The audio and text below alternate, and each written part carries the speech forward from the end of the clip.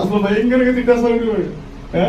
పైకి ప్రార్థన అయిపోయిన తర్వాత ఏం చదువుతున్నావు, ఎన్ని మార్కులు వస్తున్నాయి నీకు, ఏంటి అంత తక్కువ ఎందుకు వస్తున్నాయి నీకు, ఇలాగని అడిగి కోరితే మా అమ్మ అయితే చెప్పించిన చర్చిలో కూర్చుంటే ఈ ప్రశ్నలు అన్నీ ఎందుకు అన్నీ అడిగేవాడు ఆయన, గర్తించేవాడు గట్టిగా భయంకరంగా.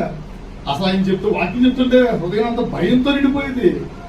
వెళ్ళాలనిపించేది కాదు, అది కూర్చోవాలనిపించేది కాదు ఆ టైంలో.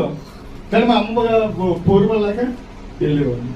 కానీ తర్వాత ఆయన వాక్యం ద్వారా నాకు మారు మనసు వచ్చింది. ఆ వాక్యం ద్వారా నేను ప్రభు దగ్గరికి చేరగలిగాను, ప్రార్థనా జీవితం నేర్చుకున్నాను. ఆయన చెప్పే వాక్యం ద్వారా చాలా ఒక పాపం భీతి అనేది నాలో, భయం అనేది నాలో కలిగింది. చాలా చక్కగా చాలా స్థిరపడ్డాను.